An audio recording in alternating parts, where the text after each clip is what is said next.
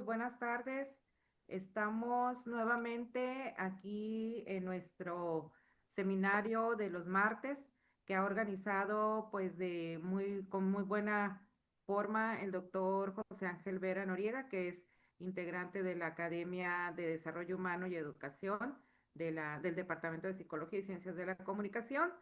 En este momento, pues le fue imposible acompañarnos por un tema de urgencia que tenía que atender, pero también pues cuenta con un equipo y en este caso tenemos, como siempre, a la doctora Claudia Rodríguez al pendiente de que se lleve a cabo pues el evento académico que pues nos interesa a todos. Pues una bienvenida, no veo quiénes ya entraron. Aquí está en el chat chiquito. Pues bienvenidos a todos los que hayan ya llegado, bienvenidos a todos los que estén eh, pues interesados en estar en esta charla. Contamos hoy con la presencia del doctor Fernando de Jesús Pliego Carrasco y del doctor Oscar Nicasio Lagunes.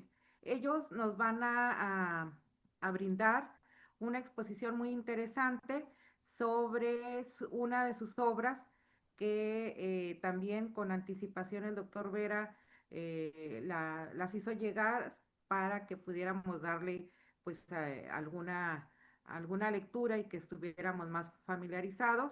La obra se llama Las familias en Sonora en 2020, estructuras, procesos de cambio y situación de la población joven.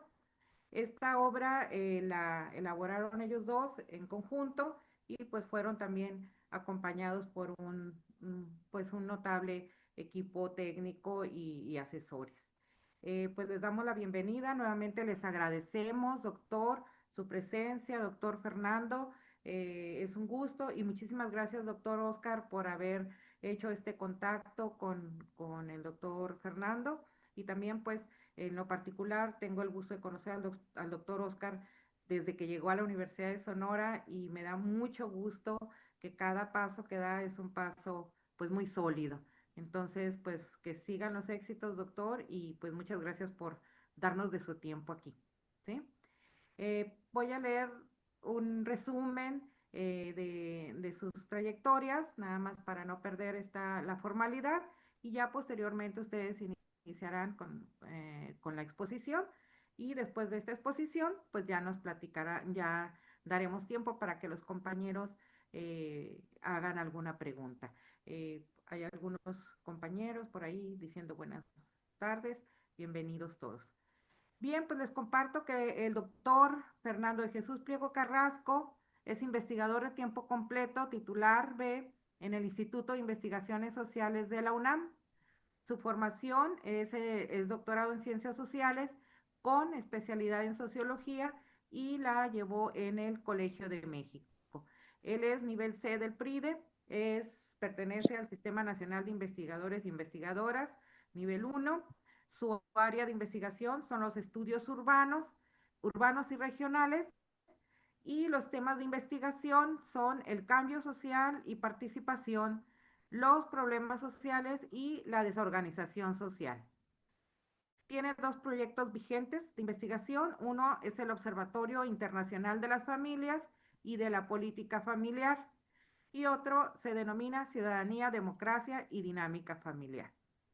Algunas de sus publicaciones son El panorama de las organizaciones no gubernamentales en la Ciudad de México, Participación comunitaria y cambio social, Familia y bienestar en sociedades democráticas, el debate cultural del siglo XXI, hacia una sociología de los desastres urbanos, estrategias de participación comunitaria, un enfoque neopluralista, participación comunitaria y cambio social.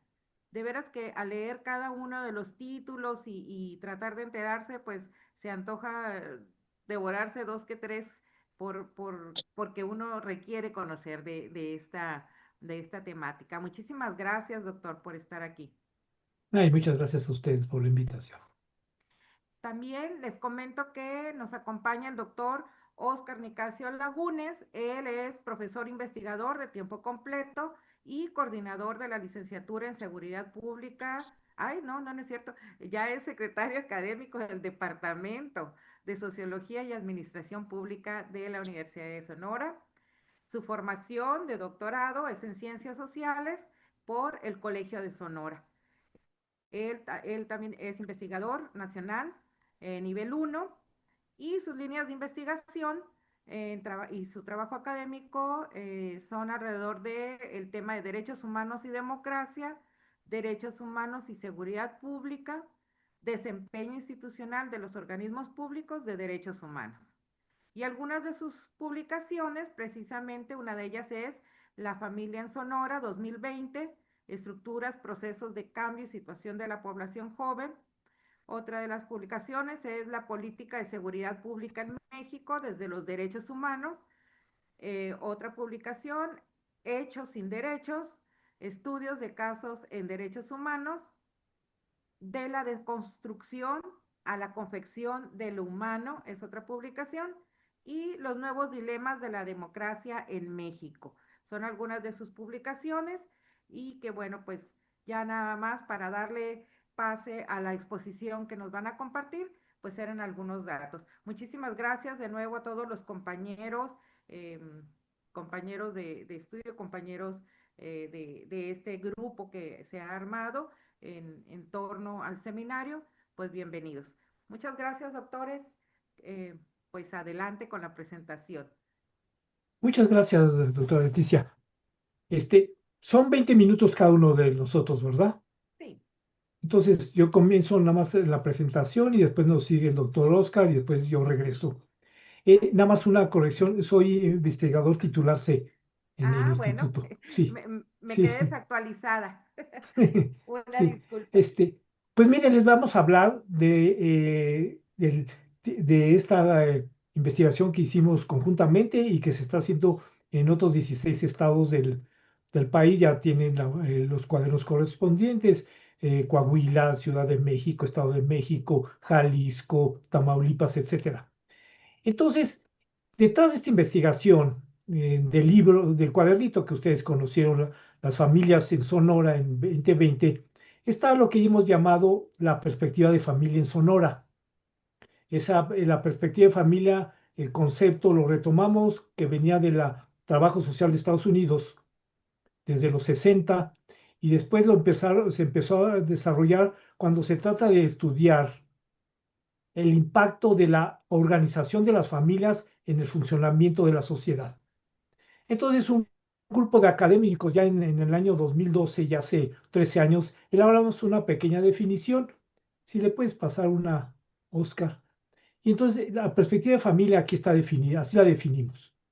Es el enfoque cultural de la sociedad, de las políticas públicas y privadas y de los programas de trabajo de las organizaciones de la sociedad civil, que considera que las estructuras y dinámicas de funcionamiento de las familias son fundamentales para el desarrollo y el bienestar de los individuos y de la sociedad. Ese es el enfoque. Lo desarrollamos y entonces lo aplicamos en nuestras investigaciones sobre la familia. Entonces aquí les vamos a hablar por una parte, de su aplicación a Sonora y por otra parte, el trasfondo metodológico de este enfoque, que hay que nada más de manera introductoria decir: nuestra investigación, lo que vamos a decir, está fundamentado en un brazo fundamental en estudios estadísticos representativos o datos de tipo censal. Nuestra referencia a los estudios que aquí citaremos son únicamente de ese tipo de estudios. No son estudios de pequeños casos, de casos seleccionados cualitativamente, no, son datos que obedecen a selecciones de censos o de encuestas representativas de mínimo de 800 casos, pero a veces son de 2,000, 5,000, 10,000, 15,000, 100,000 o más casos de las sociedades que vamos a mencionar. Ahorita empezamos con el caso de Sonora, que está basado únicamente en datos de tipo censal elaborados por el INEGI. Entonces, esa es la perspectiva de familia. ¿Cuál es el impacto de estas transformaciones de la familia en la sociedad en indicadores fundamentales? Y ya lo iremos desarrollando. La que sigue, para esto hablaremos de cuatro hechos sociales. La primera, la familia, la institución sociocultural más importante de las sociedades democráticas. Es lo que encontramos cuando investigamos sobre distinta literatura. Ya la mencionará esto del doctor Oscar. La siguiente, hecho social 2. En la actualidad hay una presencia cada vez más frecuente de diferentes tipos de familia. Hay un proceso de transformación. Aunque hay la familia, es la institución, la referencia social más importante para los ciudadanos en donde se haga investigación, en cualquier sociedad donde se haga investigación. El hecho es que hay un proceso de transformación muy importante. De eso también nos hablará el doctor Oscar. La siguiente.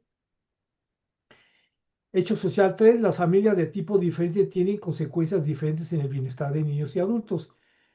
Esto ya lo expondré yo, es como, aunque hay transformaciones muy importantes en las estructuras familias, el peso en la generación del bienestar, según estudios publicados en journals dictaminados o en los institutos de estadística principales de los países que hablaremos, muestra que no hay un peso igual en las implicaciones hacia el bienestar de la población, de adultos y niños en las sociedades. En la investigación es fuerte.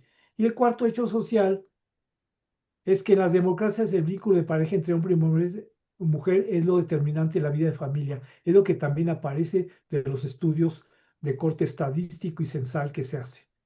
Entonces, el doctor Oscar nos hablará del punto del hecho social uno y hecho social 2, yo del 3 y del 4. Con esto termino. El concepto de hecho social lo retomamos con todas las implicaciones, lo tomamos del viejo Emilio Durkheim. Hechos sociales son porque son interpretaciones que nos surgen al usar instrumentos metodológicamente duros, como son las estadísticas y los censos, nos surgen. Y ante estos hechos solo pasamos dos posiciones. Uno es profundizar en su conocimiento, ahondar en las causas por qué funciona así, o tercero, negarlos por múltiples razones, políticas, ideológicas. Se niega lo que dicen los censos, los que dicen las encuestas fuertes. Nosotros queremos que estos son hechos sociales que nosotros procesamos por nuestro bagaje cultural, nuestras referencias de valor y desde luego también, no se cabe duda que a veces por nuestra ideología. Entonces, pues te dejo el tiempo de la sesión, Oscar, y después la retomaré yo. Gracias, doctor Fernando. Bueno, comenzaré sobre el hecho social uno y luego pasaré al hecho social 2. El primero, creo que se atoró. Ahí está. Primer hecho social es que la familia es la institución sociocultural más importante en las sociedades democráticas. Eh, Como podemos observar en esta tabla, la encuesta mundial de valores y encuesta europea de valores 2017-2022 sobre la importancia de la familia y de otros temas sociales en 90 países nos arrojó estos datos que pues, son sumamente interesantes. Podemos ver en la fila de la izquierda los temas más importantes para las sociedades. En primer lugar, la familia, el trabajo, la religión, amigos, tiempo libre y política. Y en esa encuesta eh,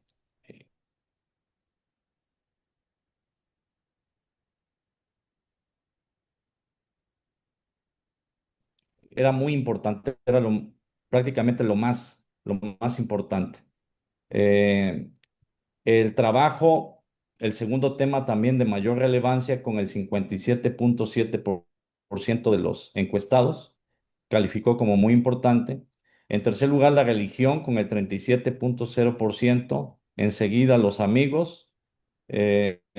Posteriormente, el tiempo libre y por último, la política, ¿no? Digamos, estos temas, estos 6 temas, pues son los que tienen mayor relevancia en esta, o es lo que se refleja como más relevante, o temas más relevantes en esta encuesta mundial de valores y encuesta europea de valores 2017-2022. De ahí tenemos en esta misma encuesta, en la encuesta mundial de valores y encuesta europea de valores 2017, 2022, población de 16 países que calificó como muy importante a la familia en comparación con otros temas de interés social. Es decir, en esta muestra de 16 países, vemos que en Alemania, por ejemplo, el 85.5% de los encuestados dice que la familia es lo más relevante. En Australia, el 90.5%. En Brasil, el 85.3%. En Canadá, el 79.3%. Eh, perdón, el 79.3%. En Chile, el 91.4%. En Colombia, el 80.7%. En Corea del Sur, el 88.9%. En España, el 87.3%. Y en Estados Unidos,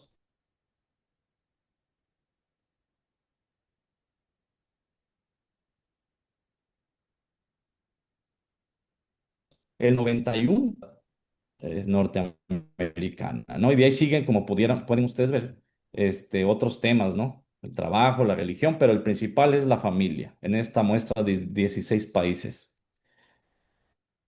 Eh, Sigue Gran Bretaña también con el 91.7%.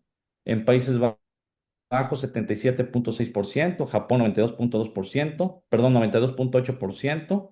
En México con el 97.1%, o sea, altísimo el nivel de importancia en la sociedad mexicana, el tema de la familia. En Noruega el 92.2%. En Nueva Zelanda 90.9% y Perú 87.8%. Ahora pasamos aquí a México en esta misma encuesta, pero ya enfocada a México. México en la encuesta mundial de valores y encuesta europea de valores 2017-2022, calificación que le dio la población a 6 temas sociales. La familia. Los temas evaluados como más importantes, pues son 6, pero la familia ocupa el principal lugar con el 97.1%. Le sigue el trabajo con el 79.7%. Tiempo libre con el 60.3%. La religión con el 50.5%. Los amigos con el 37.5% y finalmente la política con el 16.5%. Como ven ustedes en México, pues también el principal tema, el más relevante de todos, pues sigue siendo la familia. Pasamos ahora a comentar un poco sobre el hecho social 2.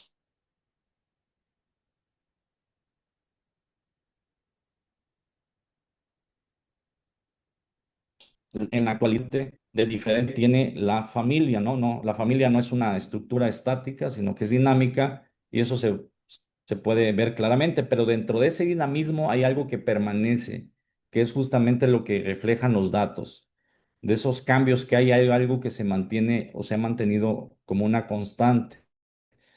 Por ejemplo, tenemos en Sonora del 2000 al 2020 en los diferentes tipos de hogar que hay, según el INEGI, los microdatos de los censos de población y vivienda 2000, 2010 y 2020, nos arrojan los siguientes datos.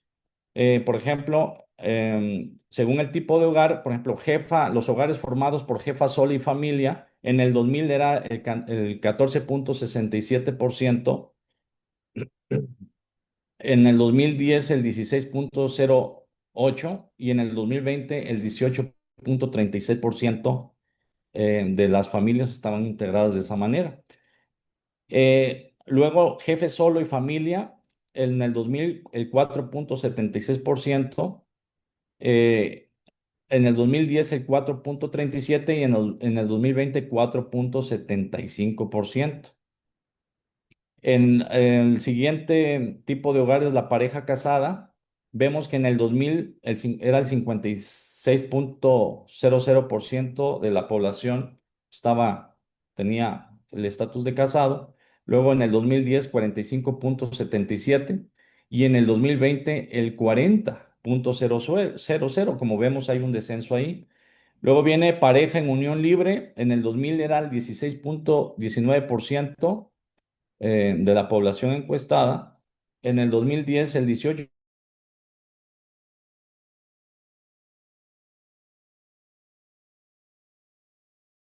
18.14.65, unión libre. Luego, persona sola, en el 2000 era el 7.22%, en el 2010 el 14.03 y en el 2020 14.65%. Corresidentes en el 2000.67, en el 2010.56 y en el 2020.82%.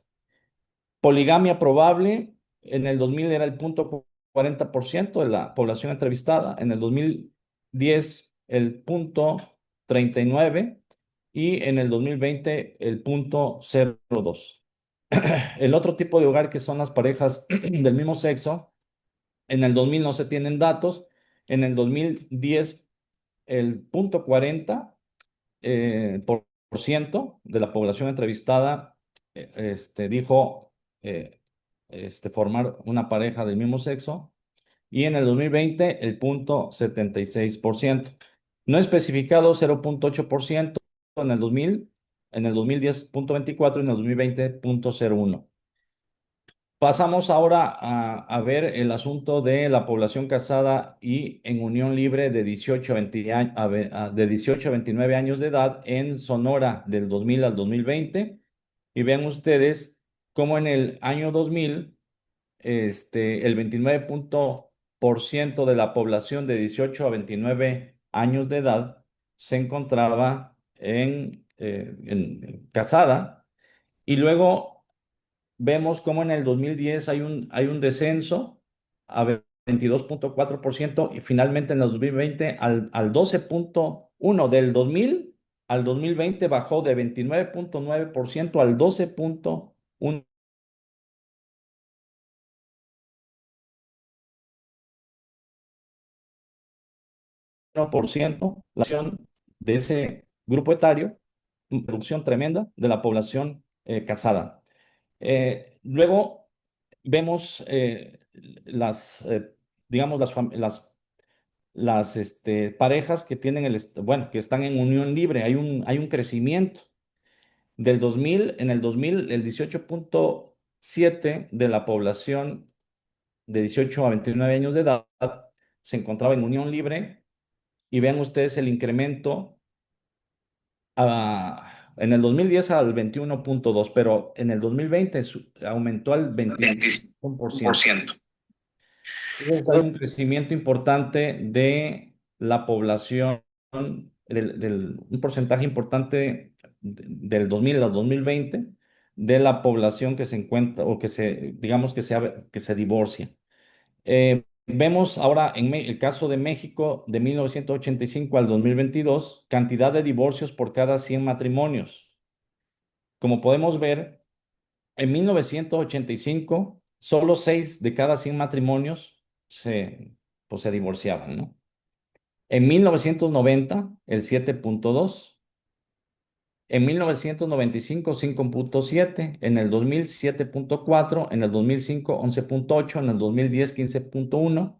En el 2015, 22.2. En el 2020, 27.6. Y en el 2022, 32.9. Como pueden ver, en el año 2022, 32 divorcios por cada 100 matrimonios, o sea, es tremenda la cantidad, ¿no? Aumentó de manera muy importante si lo comparamos con 1985. Una tendencia a la alza de las estadísticas. En Sonora, pues tenemos de 1985 a 2022 cantidad de divorcios por cada 100 matrimonios. Pues vean, ahí todavía está más acentuado el problema, bueno, el porcentaje, especialmente en ese periodo de tiempo. Vean, de 1985 al 2022, en 1985 el 8.7% de los matrimonios se divorciaron y al 2022 el 42.6%, o sea que es tremendo el aumento de divorcios que hay actualmente, ¿no? Obviamente no tenemos los datos del 2025, ya, ya que salga el siguiente censo se tendrá ese dato, pero sí es importante ver cómo ha crecido el número de divorcios, ¿no? en estos, eh, en estos, por cada 5 años, cada quinquenio, ¿no? Este, doctor, me salgo para que usted pueda exponer el hecho 3, social 3 y el 4.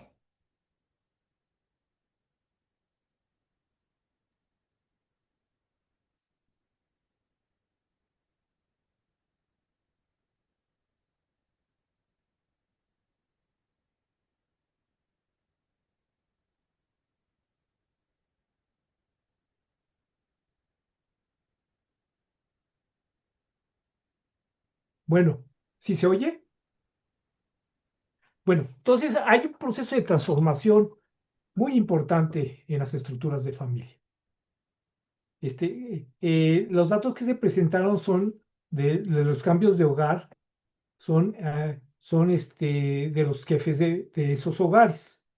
Entonces, hay un cambio. El único que se ha transformado, caído notoriamente, son las parejas casadas. Hay una baja enorme en Sonora y también en el país en general. Hay una baja notoria. Ha subido de manera lenta pero consistente los hogares encabezados por la jefa de familia y por la jefa de familia. Lo de jefes solos con su familia también se ha mantenido constante, siempre es poco. Esto se sabe porque cuando se separa una pareja, donde se quedan la mayoría de las veces los niños, pues se quedan con la, con la mamá. Esto aquí y en cualquier país que se considere el rol de género que lleva la preeminencia femenina es clarísimo en todos los países. Y los residentes, pues son los hogares, por ejemplo, de roomies, gente que trabaja, comparte una renta, o los cuarteles del ejército donde no viven con su familia. Todo eso son gente corresidentes, o sea, gente que vive en el mismo lugar, pero no tiene relación de parentesco. Y las parejas del mismo sexo también es un tipo de hogar, y ha ido, todavía es muy pequeño, es menos del 1%. Pero no crean que les preguntan a la gente, oiga, ¿usted vive con una pareja de sexo, del mismo sexo? No, no se pregunta así. Lo que pasa es que el censo, ustedes, si alguna vez ustedes han contestado el censo, o los intercensos, los que hacen en media década, les preguntan, ¿aquí quién es el jefe o la jefa del hogar? Y entonces dice, si él contesta el varón, pues siempre dice, como tiene que poner uno, pues se pone el jefe. Y si contesta la mujer, pues dice, yo soy la jefa, desde luego. Ambos, ya hay dos, pues ambos son los jefes, jefe y jefa. Y después le pregunta, ¿y quién más vive aquí? Y entonces ya uno pone los nombres y entonces cada uno le pregunta, ¿y qué sexo tiene? Hombre, mujer, etcétera, qué edad tiene. Y después vive aquí su pareja, si no, ¿quién es? Pues el número 3 que dije. Y después, qué relación tiene, convive en unión libre, está casado, y después se mezcla toda esa información y entonces ya ahí ya se sabe quiénes son parejas del mismo sexo. O sea, siempre es una pregunta que se contesta de manera indirecta. El último censo, el de 2020, el censo tiene dos partes. Las preguntas dirigidas a todos los hogares que se entrevistan. Y cabe decir que en México la mayoría de los hogares le hablen a los encuestadores del censo, menos en las zonas que son muy, muy conflictivas, ahí sí se utilizan otros instrumentos, pero son los lugares como Hermosillo, la Ciudad de México y la mayor parte del país, toda la gente habla. Es rarísimo la que no abre. Y si no contestan la primera, vuelven la siguiente vez y hasta que lo logran hacer. Entonces son datos muy seguros, sí, estos datos.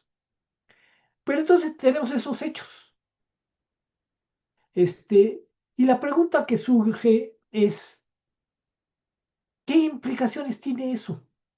Si ustedes ven un programa, una película de las que ganan Oscar, o alguna vez ven algún programa en la telenovela, en las horas primas o lo que quieran, ustedes ven que cuando se habla de estos temas, la conclusión que domina en el medio es que todas las familias tienen consecuencias igual, en el bienestar y los indicadores de bienestar en la población. ¿Es cierto o no es cierto esto? Es la pregunta que nos hicimos. Los hicimos junto con Oscar y junto con otros investigadores. ¿Es cierto o no? ¿Cuál es nuestra evidencia empírica de que da lo mismo o no da lo mismo? Entonces, en base a los resultados de nuestra investigación, publiqué un libro, eso sí fue lo que dio origen. ¿Qué es este? Mm, No se ve. Aquí me tengo que poner. Se ve al revés, estructuras de familia. Este fue el segundo, había uno antes que era Familia y Bienestar en Sociedades Democráticas, y este ha tenido 3 ediciones diferentes porque se han ido actualizando los datos. Los últimos datos son de 2017.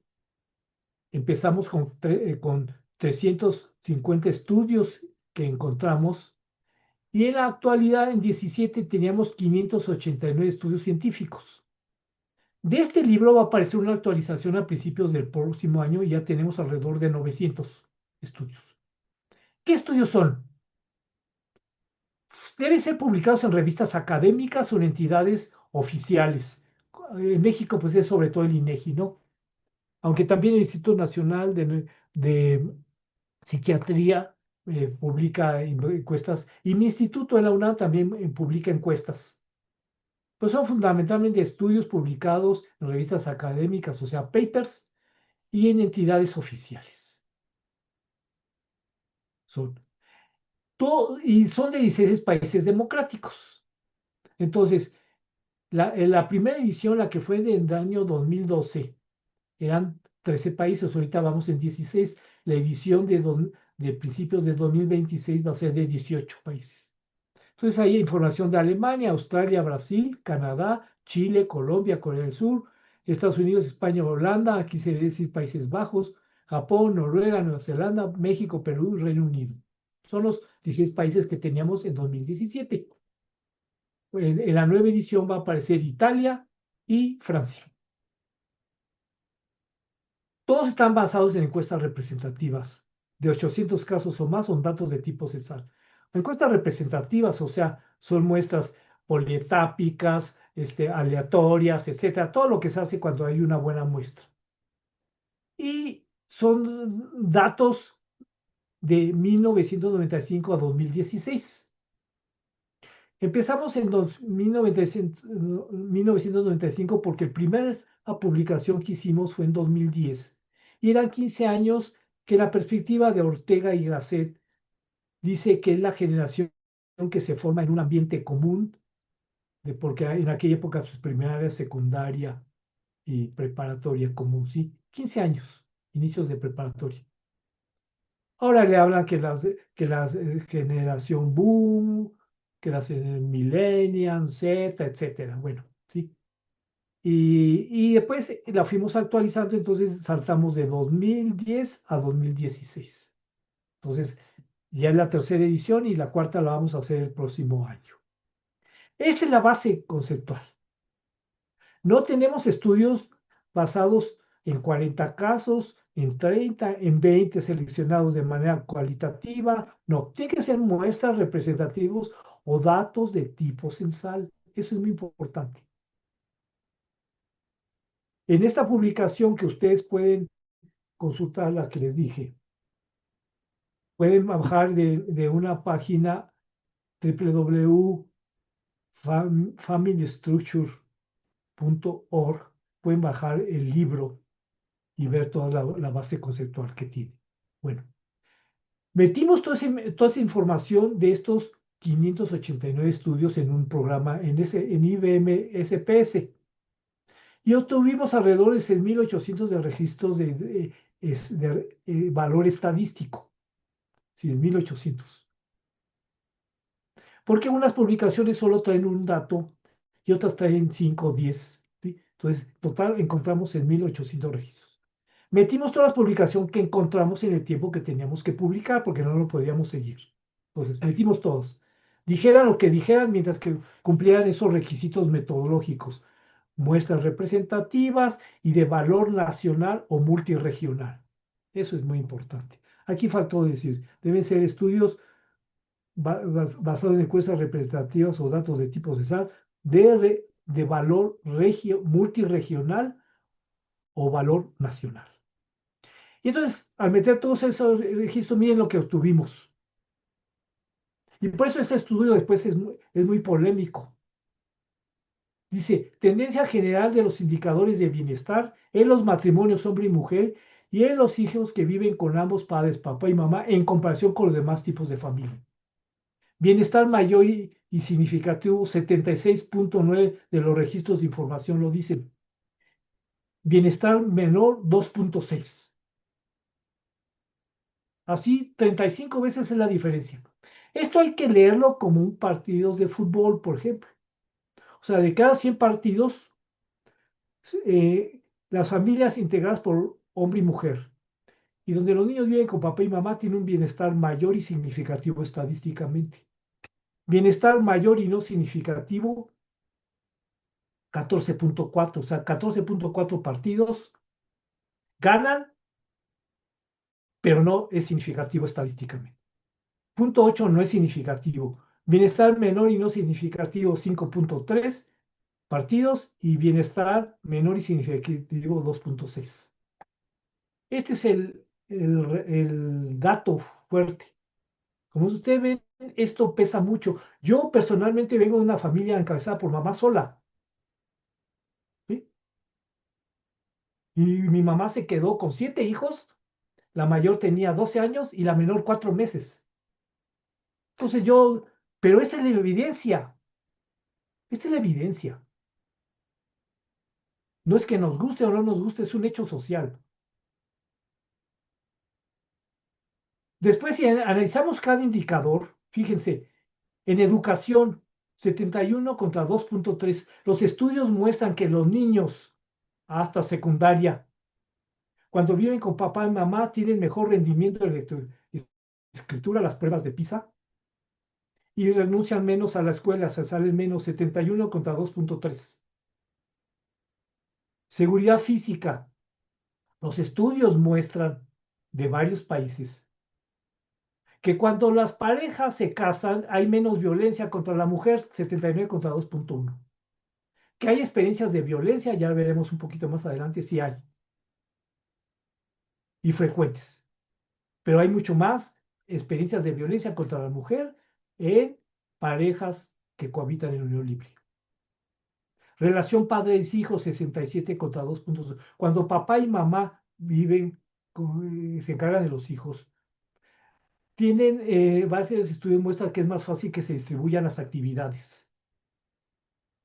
¿Sí?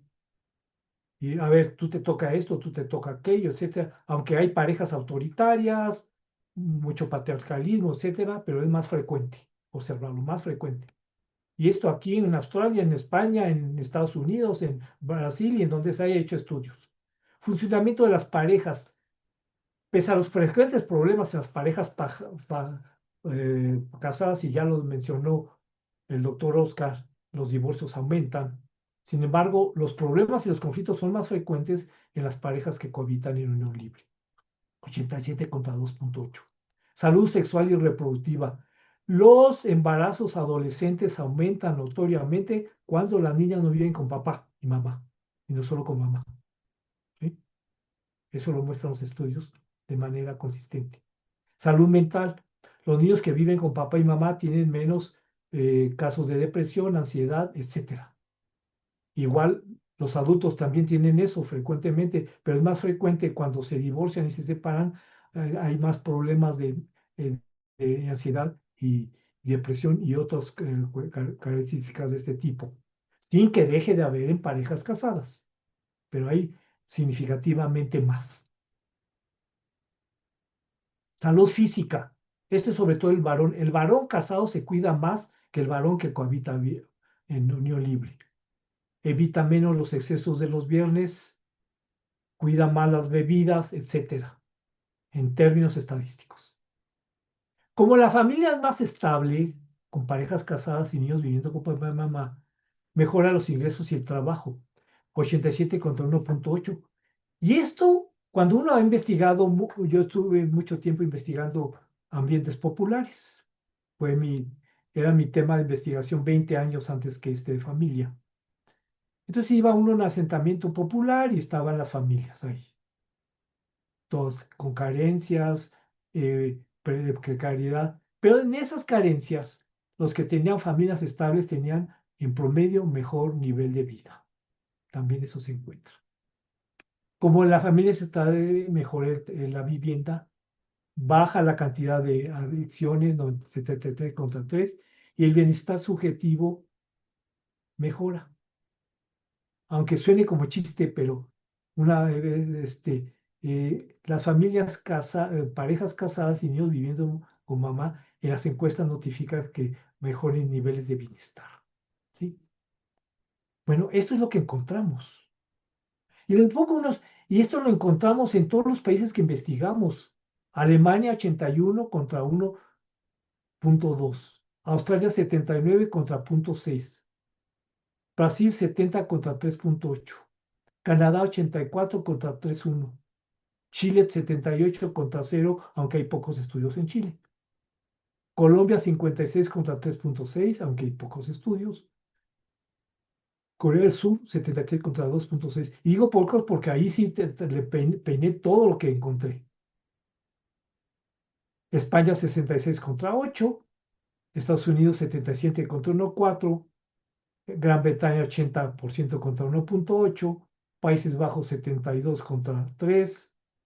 Japón 64 contra 7.1, México 72 contra 1.8, Noruega 83 contra 2, Nueva Zelanda 77 contra 0, Perú 97 contra 0, aunque hay pocos estudios. ¿Sí? Entonces, son países orientales y occidentales, países de larga tradición democrática y de reciente tradición democrática. Países de herencia histórica cristiana, otras sintoístas y otras animistas, igual. O sea, es una constante independientemente del origen de la historia sociocultural de los países. Es una constante. Eso también es impresionante que se vea así. Y les pongo unos ejemplos. Todo esto se va a actualizar con la versión del próximo año. En 2006, el INEGI hizo la encuesta nacional sobre la dinámica de las relaciones en los hogares y ha habido varias ediciones. Va a aparecer la última fue en 2000, ¿qué? 2022, algo así. Y todo se repite. Dice, mujeres de 15 años o más que han sufrido violencia física causada por su pareja en los últimos 12 meses. Casadas civil y religiosamente, el 7.9% dice que ha sufrido durante el último año cosas tan espantosas como amenazas de muerte de la pareja, su esposo, golpes, heridas, cosas terribles, terribles, ¿sí? Casada solo por lo religioso, oh, no se mueve, perdón, 9.8%. Casada solo por lo civil, 11.2%. En cohabitación libre, 14.5%. O sea, los datos muestran que los problemas de violencia contra las mujeres son constantes, pero se incrementan notoriamente cuando cohabitan en unión libre. Lo que vamos a meter en la edición de 2026 es que sucede en la población joven. Y lo que sabemos ya con lo que hemos procesado es que los índices de violencia no disminuyen, aumentan. Hay más violencia en las parejas jóvenes que cohabitan en unión libre. Es un problema muy importante. Pero fíjense, no le estoy diciendo que no haya en las parejas casadas. Lo que estoy diciendo es que los problemas de violencia se incrementan significativamente. No existe ningún país donde se haya hecho encuestas al respecto. Ni en Australia, ni en Inglaterra, ni en España, ni en Estados Unidos, Canadá, México, Perú, no existe evidencia de que la cohabitación en un libre mejore las relaciones de pareja. ¿Sí? Canadá, tasas de homicidios de pareja en personas casadas en cohabitación libre. Personas casadas en Canadá, 3.7% hay experiencias de asesinato por cada millón de habitantes. Personas en cohabitación libre, 5 veces más, 18.5 casos. Hay un aumento importante de las experiencias de violencia.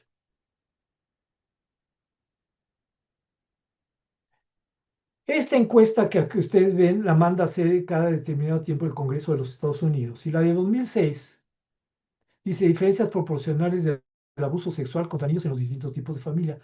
Esta ya la volvieron a hacer, nada más que hay que bajar los datos y procesarla. Ya no dan informe. Porque sucede lo mismo. Algo terrible. El abuso sexual contra niños. Se estima que en solo ese año hubo más de 100,000 casos de abuso sexual contra niños en Estados Unidos. Documentados legalmente. Entonces, los autores, la doctora Sedlak, y a ese estudio se manda a hacer por el Congreso de Estados Unidos. Tomó de 16,875 casos. 16,875. Entonces, por primera vez, porque este es el cuarto estudio, hizo una relación estadística y se preguntó qué tipo de familia venía. Entonces, cuando vivían con papá y mamá biológicos y casados, había esas experiencias terribles. Sí, pero cuando eran otro tipo de padres casados, o sea, padrastros, especialmente, subía a 8.5 la proporción de casos. Ambos padres en cohabitación libre 4.7 veces. No quiere decir que lo hayan hecho los padres. Lo que sí muestra es que hay mayor descuido notorio de los hijos.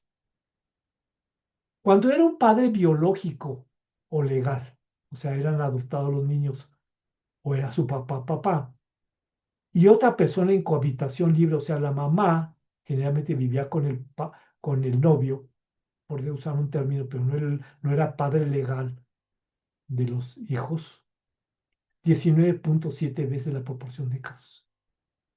Mamá o papá son los 4.7 veces. Nuevamente repito, no quiere decir que lo haya hecho el papá, o sí que hay mayor fragilidad en los niños. Personas diferentes a sus padres, 8.8. Este estudio para mí fue una de las motivaciones centrales para cambiar mi proyecto de investigación en UNAM y dedicarme a estudiar. Bueno, ¿esto pasa en muchas sociedades o solo es una característica de la sociedad norteamericana? Pues hay estudios ya semejantes en Australia, en España, en Inglaterra, en Canadá. Y sucede lo mismo. ¿Sí? Sucede lo mismo.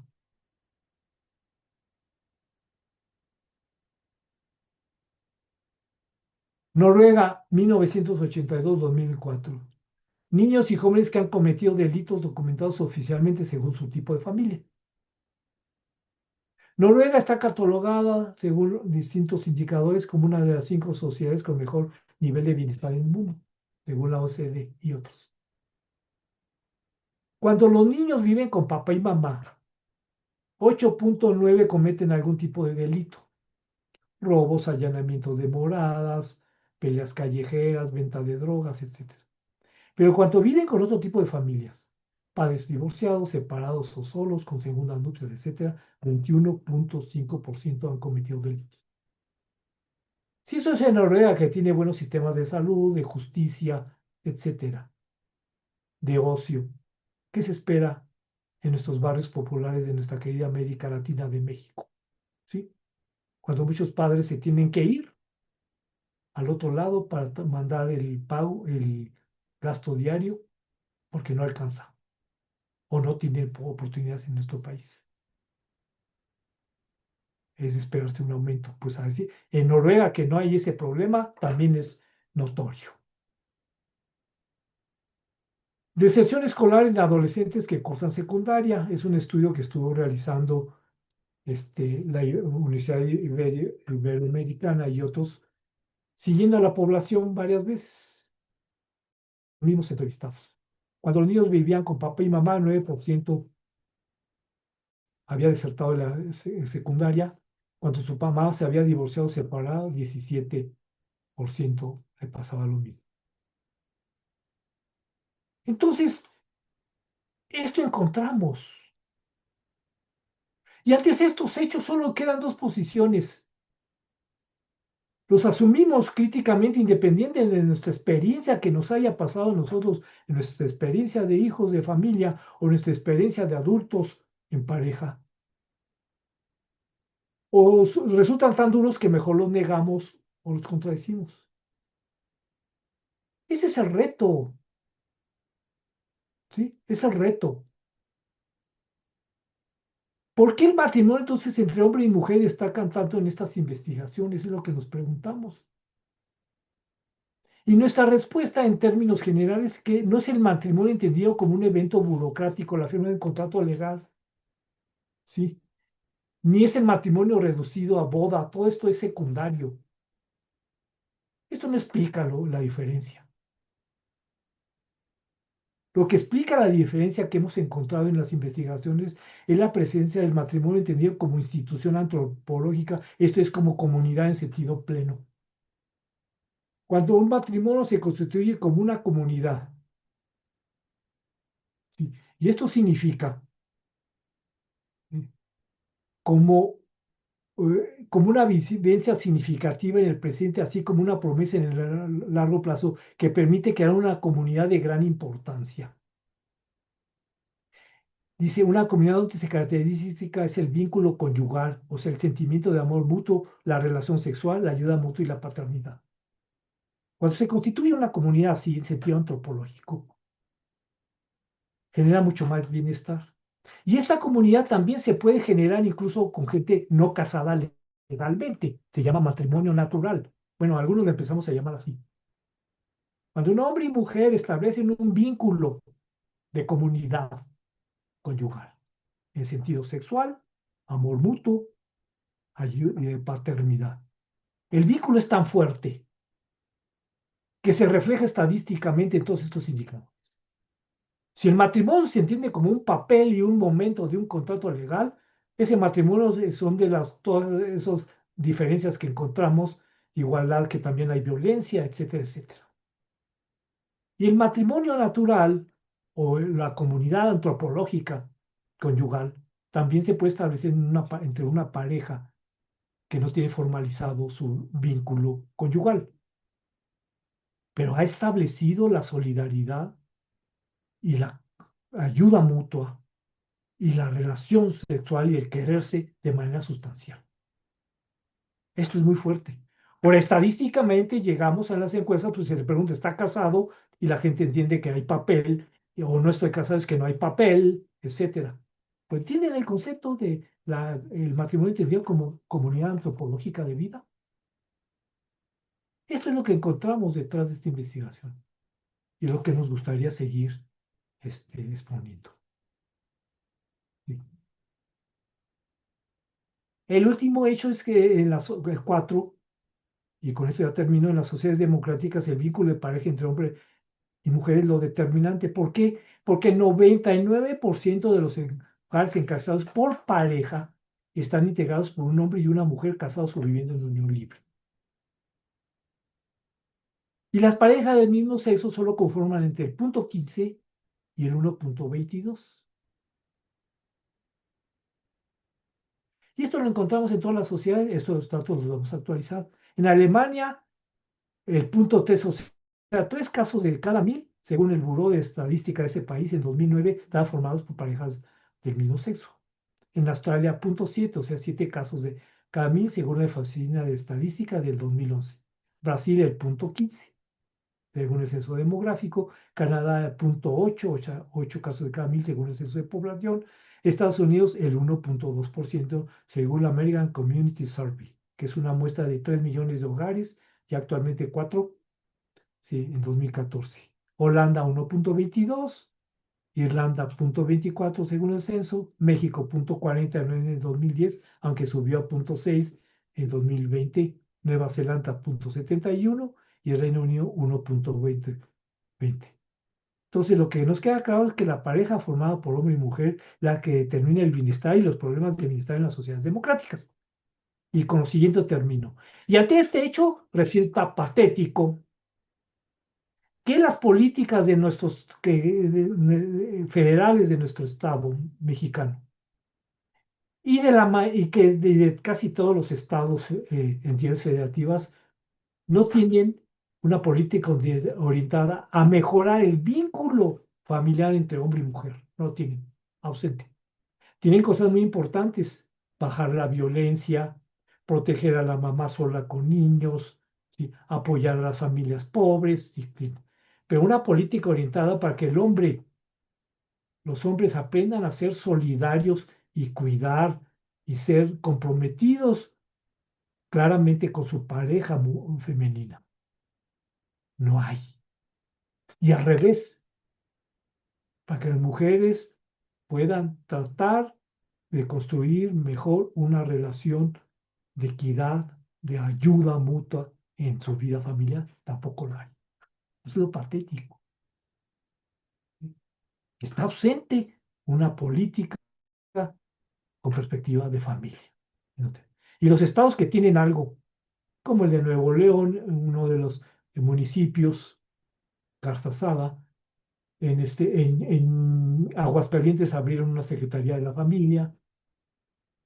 Son entidades que tienen poca presencia efectiva, son más bien de presentación, instituciones que presentan una bandera, pero no tienen una política real que incida, porque es una política que hay que construir desde la base, o sea, desde nivel al menos de secundaria en adelante, esa capacidad, mayor capacidad de que los hombres entren en vínculos de solidaridad en sus relaciones de trabajo, sus relaciones de pareja, de noviazgo, formar familia.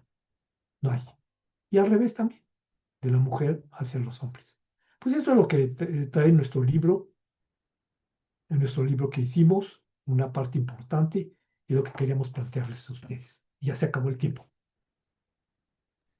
Muchísimas gracias, doctor Fernando. Este cierre, pues muy, muy interesante. Y también, doctor Oscar, por su participación. Pues abriríamos el tiempo para comentarios, preguntas, que los compañeros que están en la audiencia pudieran hacer. No sé, Claudia, que la hagan de manera directa. ¿Sí? No sé, compañeros, si alguien quisiera hacer alguna pregunta, algún rebote en las ideas. Debo decir, doctor Fernando y doctor Oscar, muchos de los compañeros de la audiencia pues son psicólogos, psicólogos sociales. Quizás esta mirada desde la sociología es muy amplia para nosotros, pero pues yo creo que es un techo a muchos de los fenómenos que ellos son expertos también en analizar de manera pues más molecular, voy a decir así, pero siempre vinculada a los factores de contexto, a los factores de cultura. Entonces, pues seguramente por ahí hay alguna pregunta. Voy a ceder la voz y ya al final yo voy a hacer un par de preguntas, doctores, porque me interesa mucho el tema. Muy bien. Y yo quisiera hacer un comentario Adelante. o una Sí, pregunta, Jesús. ¿no? De alguna manera. Sí. Me llamó la atención que en la posición del doctor Oscar, el, el periodo del 85 al 95, los divorcios se mantuvieron, digamos, con una diferencia mínima en relación al resto de los años. Y me llamó la atención se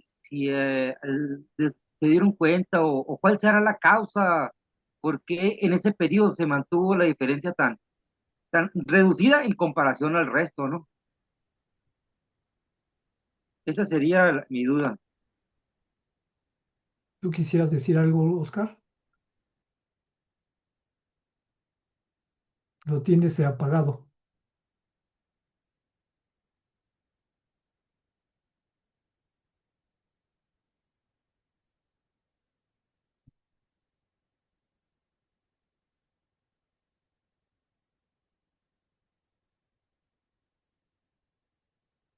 Sí, Disculpen, tenía yo desactivado el audio. No escuché cómo se entrecorta el audio. No escuché bien la pregunta. Si por favor la podría plantear de nuevo. Sí, claro. Lo que pasa es que en las gráficas que mostró, Sí. me llamó la atención que en el periodo del 85 al 95, tanto a nivel nacional como a nivel estatal, las diferencias en los divorcios fue mínima en relación al resto, ¿no? De cómo fue creciendo la gráfica. Mi Sí, pregunta era si habían ustedes detectado alguna razón o si ustedes tenían algún comentario, algo que ustedes consideren que haya sido el motivo por qué esa diferencia fue tan mínima y después despegó, ¿no? Desprendió tan drástica la gráfica, ¿no? Esa es básicamente, más. Me volvió a congelar, Oscar. claro, claro. Mire, sí, efectivamente, del 85 prácticamente al 2000 vemos una estabilidad en cuanto al número de divorcios.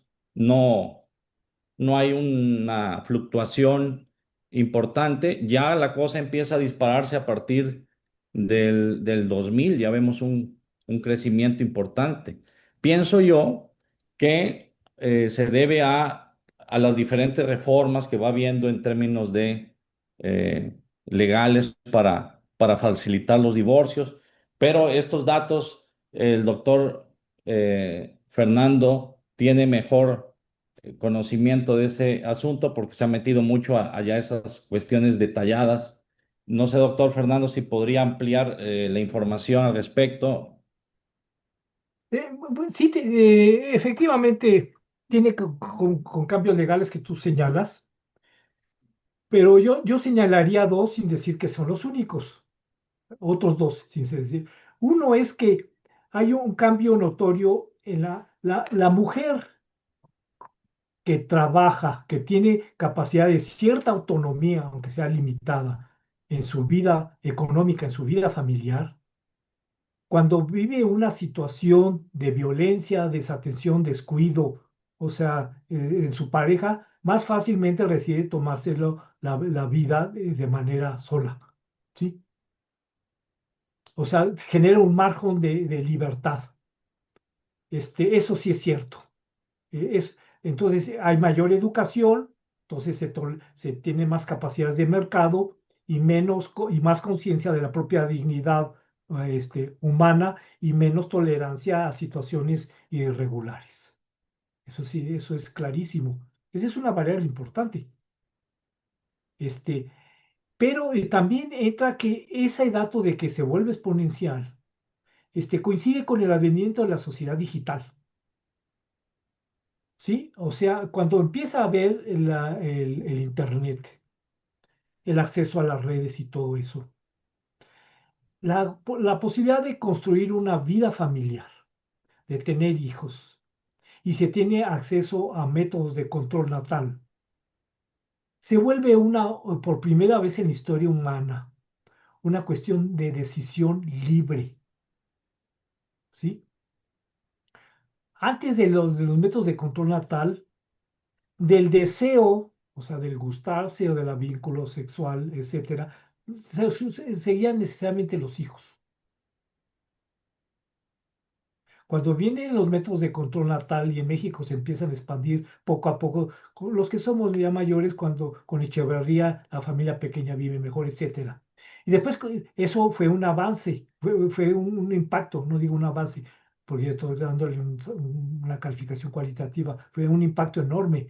Pero después cuando se viene con el modelo de conocimiento basado en Internet, que se tiene acceso a cualquier definición de lo que es familia, de lo que es vida de pareja, de lo que es matrimonio, etcétera. La construcción de una comunidad de vida entre hombre y mujer se vuelve una materia de decisión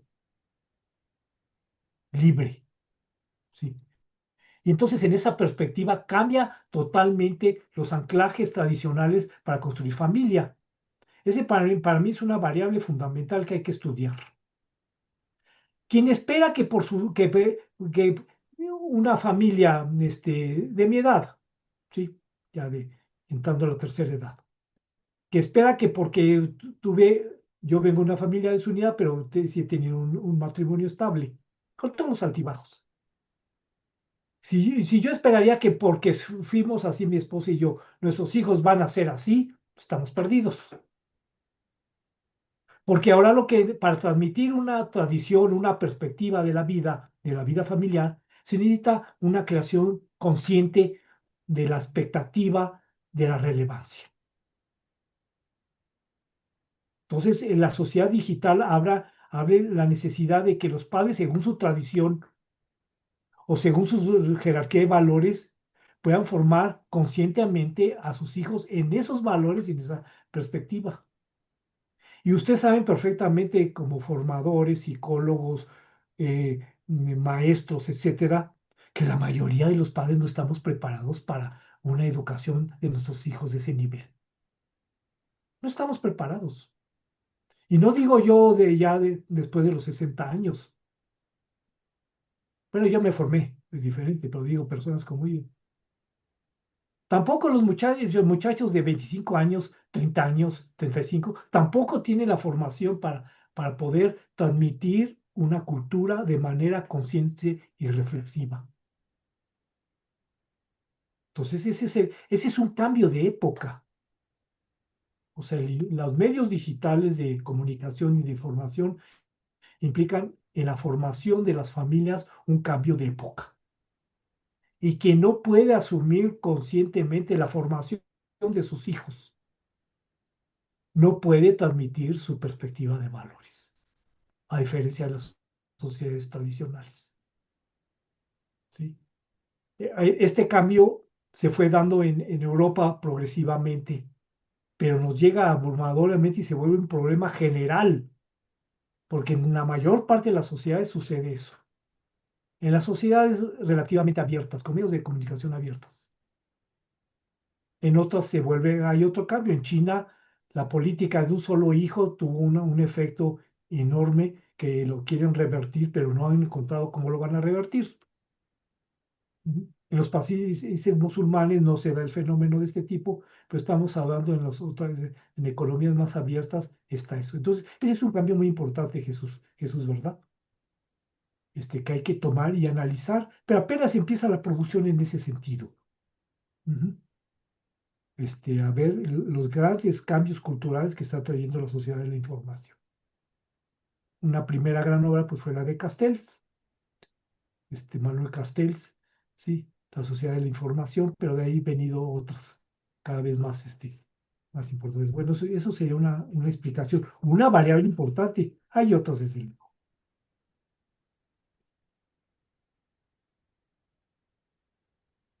Muy bien, muchas gracias, doctor. No sé, maestro Jesús, si quedó respondido. No sé si alguien más tenga alguna otra pregunta, comentario. Adelante. Sí, yo tengo dos preguntas. Es, ¿Qué desafíos metodológicos implica clasificar los hogares en subtipos distintos desde una perspectiva censal? Esa sería mi primera pregunta. Y la segunda sería, ¿cómo afectan los procesos migratorios internos o internacionales a la composición y funcionamiento de los hogares en Sonora?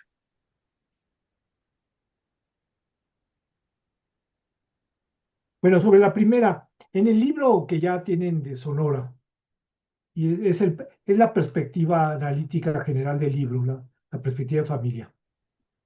El concepto de estructura que manejamos ahí tiene 5 variables, que es la forma de la familia, quienes lo integran, y después los funcionamientos. O sea, estructura es forma y funcionamientos. Y en la estructura ahí vienen detallados cuáles son. Entonces consideramos 5 y esta concepción de la estructura no coincide con la forma de clasificar ni del INEGI ni de los estudios en Estados Unidos y otros países. Hay 5 variables para considerar la forma de una estructura familiar. Primero es en dónde reside la autoridad o las estructuras de autoridad de la familia. ¿Es de pareja? ¿De los dos o de solo uno? ¿O en un individuo? La jefa sola, la familia sola. ¿Sí? Esa es una variable fundamental en estudiar. Entonces los estudios muestran que entre más estable es la estructura de familia, hombre-mujer, está asociada a mejores indicadores de bienestar. Pero no basta esto. La propuesta también es una segunda variable, que es el estado civil. Entonces, ¿están casados o cohabitan en unión libre? También hay que meterlo en la ecuación. Eh, Cuidando aunque no está desarrollado, pero esto deberíamos desarrollar en las próximas ediciones, el concepto de matrimonio natural. O sea, no hay casamiento, pero no hay casamiento legal, pero hay un vínculo de solidaridad fuerte, sexual, emocional, de ayuda mutua, etcétera. Entonces, es la segunda, el estado civil. Tercero, paternidad y maternidad. ¿Cuál es la relación con los menores de edad? ¿Son padres y madres, padrastros o madrastras, o qué? Eso también es una variable que los estudios muestran. Entonces, tenemos que ver la paternidad y la maternidad para estudiar la estructura de familia. Después, cuarto, esa familia, su estructura es estable a través del tiempo o ha devenido en reconstrucciones. Entonces vivían con papá y mamá al principio, se separó la mamá, después se volvió a casar o se juntó con otro. ¿Cómo ha estado eso? También es una cuarta variable que hay que estudiar en la estructura de familia. Y la quinta es si hay subsistemas organizativos dentro de la familia. Alrededor del 20% de las familias en México son familias extensas. Entonces, viven con el hermano, con la abuelita, un hijo se junta o se casa con otro y vive al principio con la familia, etcétera. Esas estructuras también son importantes, pero en esto hay poco estudio porque como la mayor parte de los estudios vienen de países en democracias más estables de larga data y en países más desarrollados, frecuentemente no toman en cuenta esto de las estructuras extensas de la familia. Entonces, esos 5 son los funcionamientos de la familia, no, son la forma, ¿quiénes la integran? Las 5. Este, ¿Cómo se estructura la autoridad, el estado civil, paternidad y maternidad, estructuras estables o cambiantes y los sistemas ampliados de la familia? Y la segunda, además de la forma, están los funcionamientos, cuáles son los impactos en el bienestar. ¿Sí? Estos dos grupos de variables en el libro se tratan. Entonces, es el esquema, le llamamos de estructura, la forma básica de las relaciones humanas que determina las dinámicas de funcionamiento y de organización de las familias. Es un concepto complejo. Esto es la parte metodológica. Y lo de la inmigración en concreto en Sonora, pues esa es la tarea que tendría que hacerse. A ver si Oscar se anima o alguno de ustedes se anima. Porque lo que sí sabemos en términos generales es que los procesos de migración resuelven procesos de ingresos en los hogares, pero no resuelven problemas de convivencia en los hogares. Porque lo que sí se sabe, y ustedes lo saben seguramente por terapias, consejerías familiares, psicológicas, etcétera, que para una mamá es relativamente más sencillo si su trabajo es cercano a su hogar, llevar la batuta de una familia sola. Pero cuando crecen los muchachos, los varoncitos, la figura del el padre empieza a jugar, ¿sí? A la ausencia del padre empieza a jugar un rol muy importante. Y también para el caso de las niñas especialmente. Los estudios muestran que las niñas que tuvieron como papá ausente fácilmente se vuelven susceptibles de que un muchacho, la muchachita adolescente se relaciona con él y bajo el añoranza de una relación varonil, pues resulta que se quedan embarazadas. Entonces, es algo que sale en los estudios, no hay muchos, pero hay. Pero en México no se trata como parte del programa de de programa de adolescentes que hay en México para prevención del embarazo adolescente. No se trata de esa variable que ha mostrado en muchas investigaciones. Entonces la inmigración, claro que le pega a la dinámica de funcionamiento de muchas variables, no a los ingresos. Incluso el país está agradecido de los miles de millones de dólares, decenas de miles de millones de dólares que entran al país, pero el efecto en las zonas que hay mucha migración masculina hacia el norte y envío de remesas, la familia hacia acá, es que hay un proceso desestructurante en la vida familiar. Es un problema notorio. Eso sí, ¿cómo se desarrolla en Sonora? Pues no conozco estudios al respecto.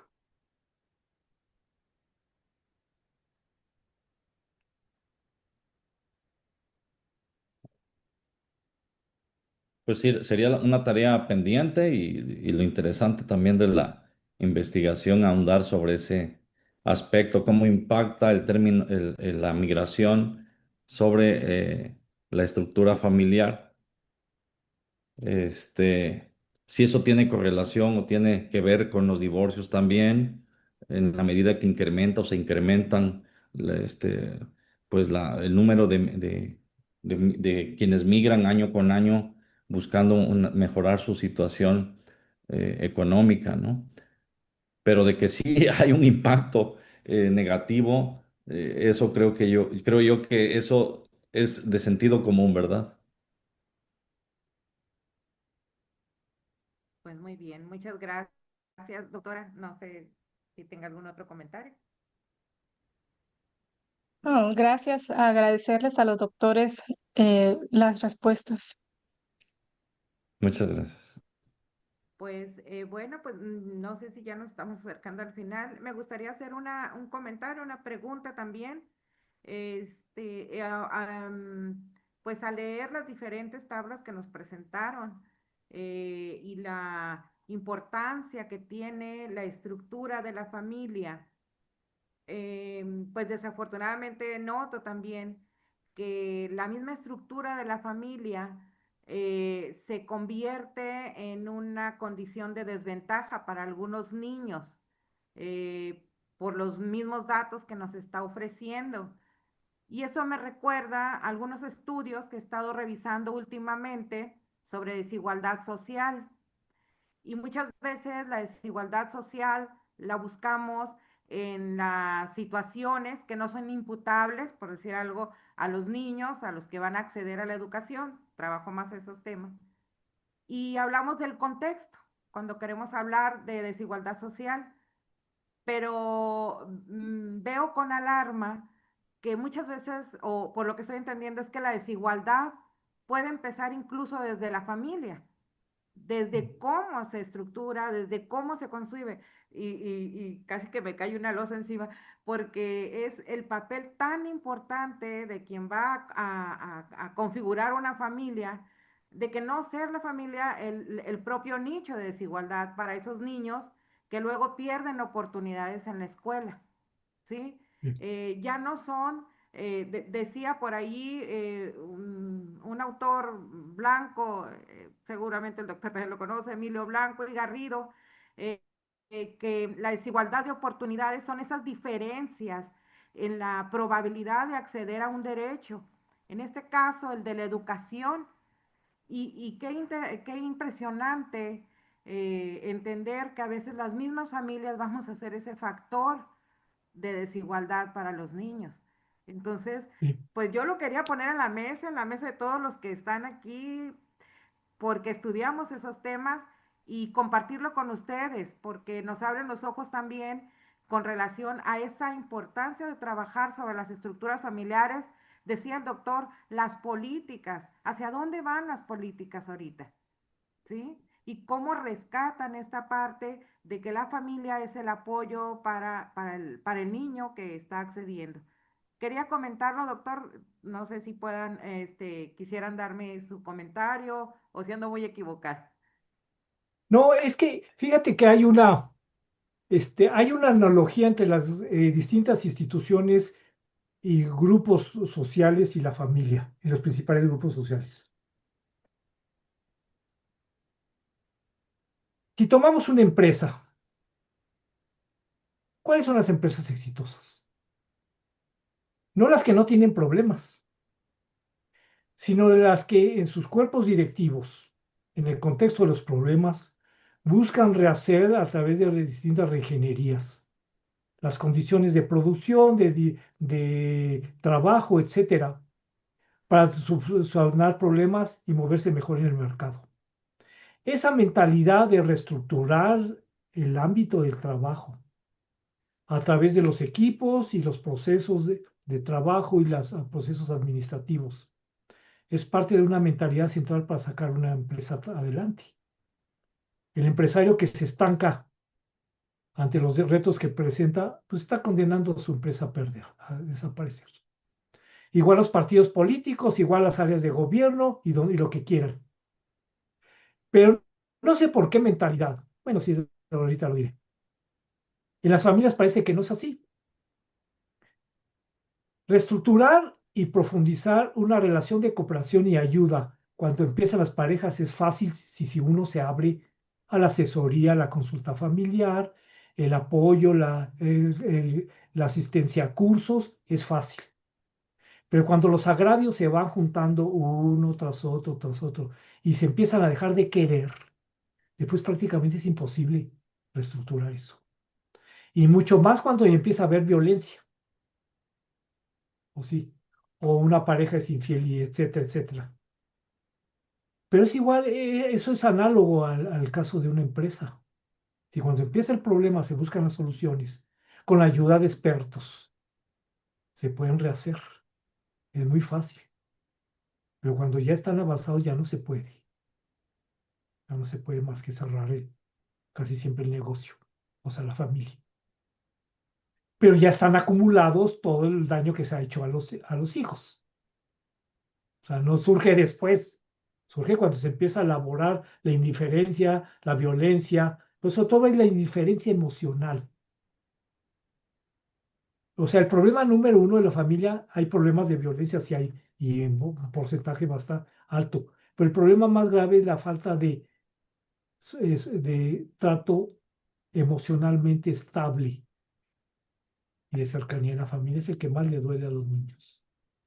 Es, es una experiencia muy dolorosa ver que no te cuidan, que no te atienden o que no se cuidan y se atienden los papás entre ellos, papá y mamá. Entonces sí se puede hacer mucho, pero hay que hacerlo desde el principio. Y la pregunta no es de dónde venimos, si nuestra familia se separó, se quedó sola la mamá, se formó un otro. El asunto es hacia dónde queremos llevar a nuestros hijos. Pues es obvio.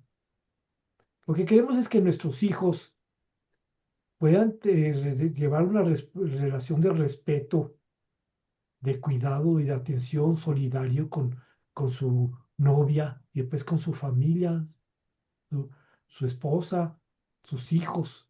Entonces hay que prepararnos eso, vengamos nosotros de donde vengamos. Y no que nuestros hijos acaben repitiendo el patrón, porque casi siempre empieza el papá de su papá. Y desde luego la solución no es decirle, mira, tu papá era este tal por cual, porque ya entonces lo condenamos a que se, peor. Y a nuestra hija, ¿cuál es la que le proponemos? Pues que aprenda a identificar los muchachos tóxicos de los muchachos que sí la van a respetar y tratar con sentido de igualdad y equidad. No importa que no hagan exactamente lo mismo. Entonces, a nuestras hijas hay que darles esas herramientas. Eso se debe hacer en la escuela. Además de todo lo que ya se hace, no a la violencia, etcétera.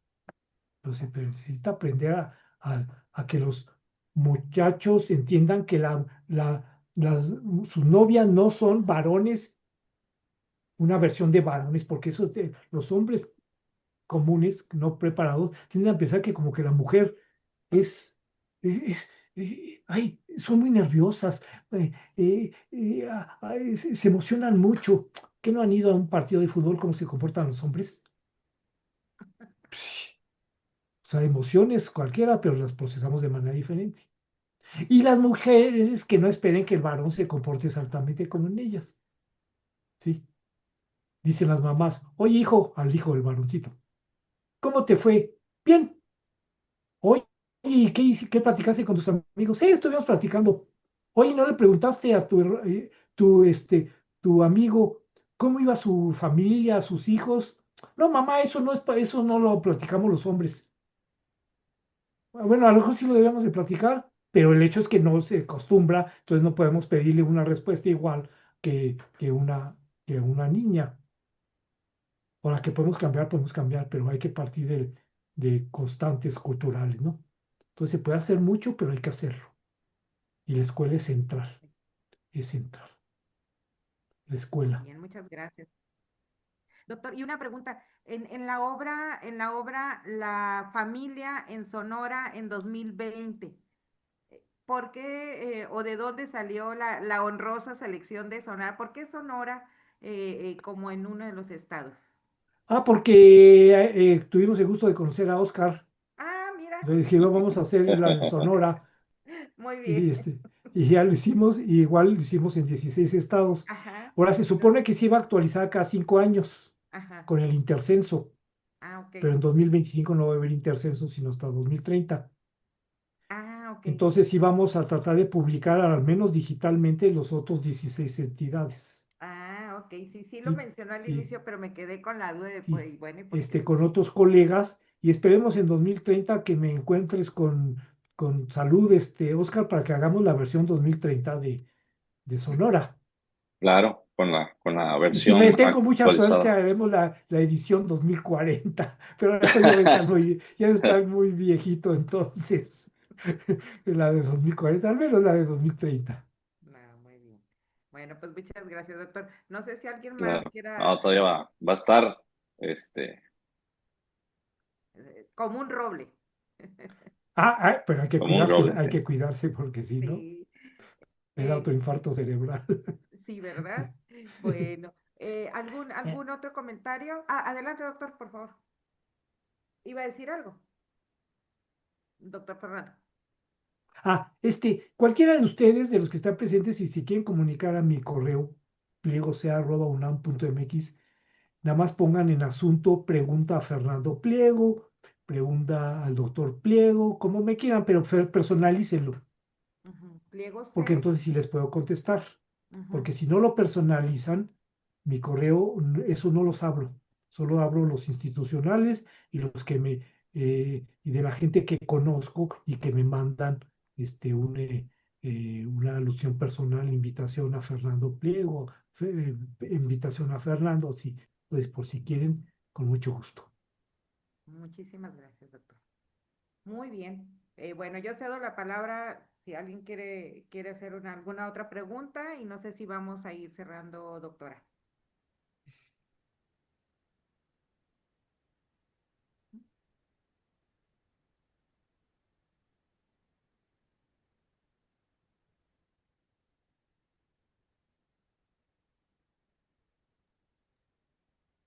Y si no hay otra pregunta, podemos ir cerrando.